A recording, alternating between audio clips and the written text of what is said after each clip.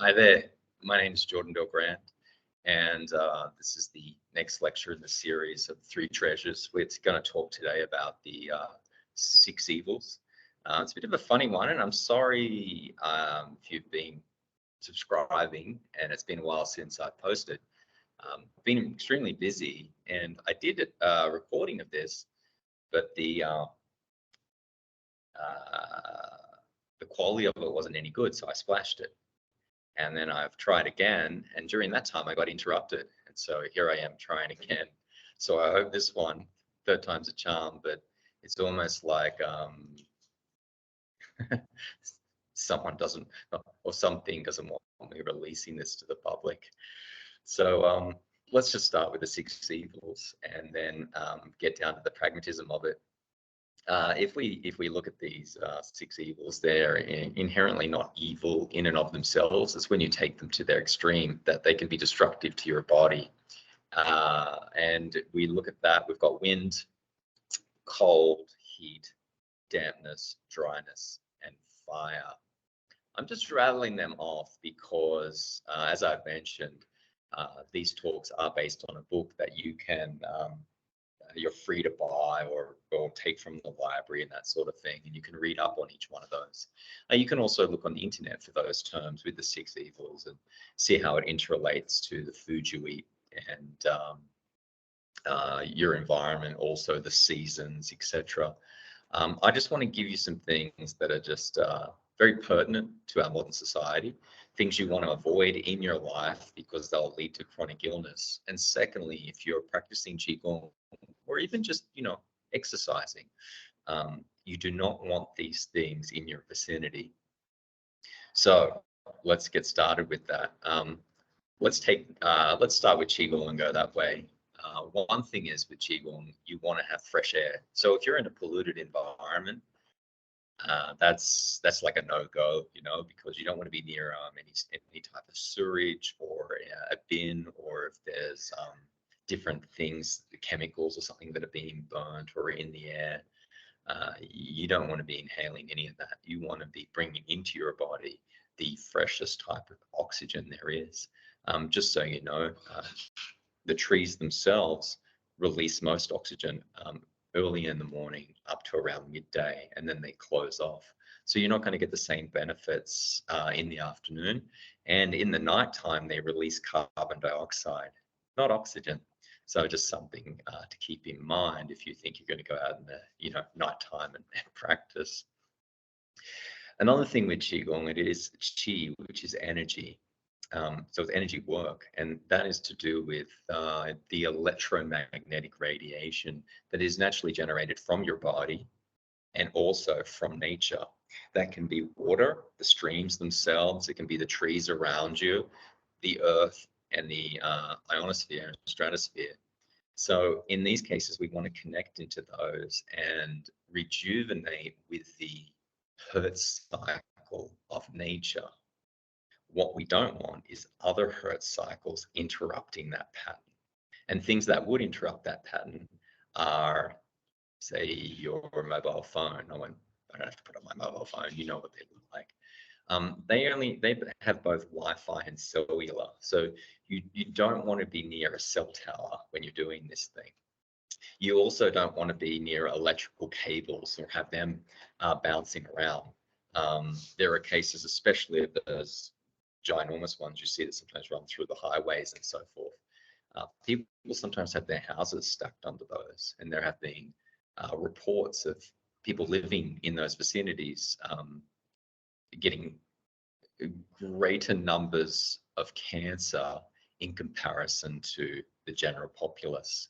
So it may not prove causality, but it is, where there's smoke, there's fire. Another one is the Wi-Fi devices that you connect to. So the actual Wi-Fi router. You don't want to be parking yourself next to those, whether you're at work or at home. And when you're at home, you definitely don't want those things near you when you're sleeping. When you're sleeping, some old texts like you take Theravada Buddhism, one of the rules was you don't sleep in a fancy bed because it's normally high off the ground. Why did he do that? Was it like you're showing off when you're sleeping? It doesn't really say, but I think a better explanation is if you're sleeping on the floor, just like when you go camping, you're getting that natural electromagnetic refresh from the earth. And you can get that every night to recharge your batteries, your bio battery, which is your body, right? But if you're up high, then you're not getting that. Now, just think if you're up high and you're also got a Wi-Fi router nearby, then you're getting the synchronicity, or I should say the interruption from the Wi-Fi router, which is, what can I say? It's interceding with your natural ability to heal yourself. And so these things can lead to a chronic illness. Now that we've done the electromagnetic radiation, let's switch over to some foods. Hopefully you have heard, and this is common knowledge, refined sugars and things like cornstarch syrup, which we see a lot in pre-packaged foods, fast food. We can see it in sodas, and all types of fizzy drinks, all of these things. Also, people's coffees these days, like at the Starbucks and whatnot, they put crazy amounts of sugar in there, even those like bubble teas and so forth. So you shouldn't be having these things on a daily basis, is what I'm getting at. You don't have to live like a monk and just eliminate it. If it's something you enjoy doing, you should pick your point in time, like a sometimes food that you can reward yourself that you're having this thing. That's not going to have a impact, depending on, what state you're in, on your overall health. But if you're doing it every day, or you're doing it multiple times a day, obviously this is going to lead easily to becoming obese and, type 1, type 2 diabetes. It is the cause of why these things are on the rise in the West. Another types of foods are free radicals, which are known to be the causality of cancer. You find these mostly in fried foods, and especially takeaway places where they don't change their oil over and they keep reusing the same oil over and over and over.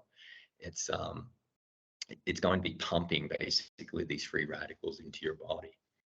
And as I said, it's been proven that these things cause cancer.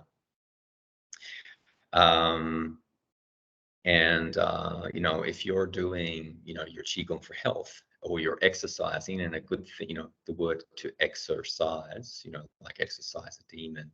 If you're sweating and your pores are open, it's getting out the toxins of your body. One of the things you don't want to be doing when you're doing that, right, is that you're straight away going back and pumping more stuff in. So we have these, you can have martial arts with exercise in it. You can have Qigong, which opens the pores of your body, and you want to get these things out. You then have to look at how you're interacting with society, of what you're putting into your body. So I don't talk about what people should eat. Everybody's different. It's to do with your diet. This is on the 6 evils. But in sum, I try and live my life that I'm eating things that have come from the earth, right? And if you had it unrefrigerated, or you had it out and about, it would start to deteriorate, and it would go off. So then you know that this thing has a level of vitality, and when you eat that, such as red meats and so forth, you're taking that vitality, you're taking that essence. I would say this is very important for people who are doing, if you're doing weight training and you want to build muscle mass, or you're doing martial arts and you want to build strength. If you're on a vegetarian diet, and I can't speak of this because I don't do vegetarian diets, but you have to be very well versed and knowledgeable to know what things to eat to produce that muscle mass, that protein intake that you need. Generally, on the whole, people themselves become a bit weak because they're not taking in the right type of nutrients. Okay, so what we've covered here is the electromagnetic radiation, the food you've taken in, also your general environment around pollutants. So if you're in a city environment that's like heavily polluted, it's, you go outside and you're doing qigong and the air's full of smoke. It's not really serving its purpose. It may be better that if you stay inside and you had an air conditioner that cleaned air, and also had an ionization of it. So this is another thing we can see by grounding. You can get the types of ions within your body to recharge your batteries. That's naturally produced by nature, by the trees. But if you don't have that in a big city, you need to artificially produce it with these ionizers. There is a counter argument to that, where these things can produce other problems. But overall, if it's clearing the pollutants and giving you that what you're after, that makes a lot of sense, especially if you're in the city and you jump in a car or a train or something, and then you go to the office and it's got air conditioning and you never encounter these things. Now that I've spoken about air conditioning, we'll touch on that. It's not that it's good or bad, but remember what I said about these evils. It's when you take them to their extremes. So if it's very cold outside and you ramp up the air conditioning so it's super hot, or it's super hot outside and you're bringing it so it's super cold, you jumping in and out of those environments isn't great for the internals of your body and your health in general. It's sort of the same deal like when you wake up in the morning. So I have like a lukewarm or room temperature water. I don't get water out of the fridge and drink it, because then that cold water is going straight to my esophagus into my stomach. If I were to place that water on my body, it would feel sort of cold. But since I'm jamming it inside, you may not notice because you don't have the same sort of feeling. But the impact it's having is the same as it being cold out here to say, hey, cut it out on your stomach, but you don't have those receptors. If you're doing this every day over the course of, years, it's not like weeks or something, but you might notice you have stomach trouble or a weakness with your stomach.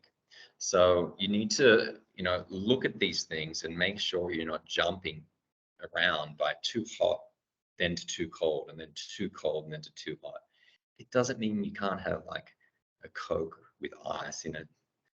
If you want to drink that, that's fine, right? But you wouldn't be having that first thing in the morning, right? You shouldn't be having it just before you go to bed. If it's a well-placed life, it's something that you've exercised for the day, and you want to reward yourself with something, and you enjoy Coke with ice. So you get yourself one. And you just have a balance to your life, that you're doing the right things. And let's say you train really hard most days of the week. Well, those people are super fit like that. You chat with them, they'll give themselves like a cheat day, right? So treat these things, those types of foods, as cheat days. When we look at the pollutants, electromagnetic radiation, and all these sorts of things, you don't treat them as cheat days. You want to do your best to eliminate them from your life. In today's society, it can be near impossible to eliminate it. So you try your best to reduce it down. And so when you go to bed at night, don't have all of this electromagnetic equipment around you. When you do your qigong, you make sure you keep all those things left behind and simply train in nature as it is intended. Okay, there's my take on the 6 evils. I hope that sort of assists you with your sort of general living. If any of those things triggered anything and you have a chronic disease, you might, or not might, you really want to look into eliminating them, and then journaling what that does for your health. Does it take the chronic disease away permanently, or is it reducing it? And you have to look for other avenues that are the causality of these things. And then also look in your qigong training that you set yourself up for the perfect environment.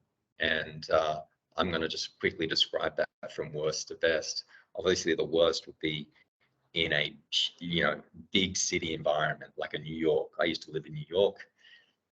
Down the Central Park, that's pretty cool. you'd want to get yourself down there to do a Qigong because it's such a big park.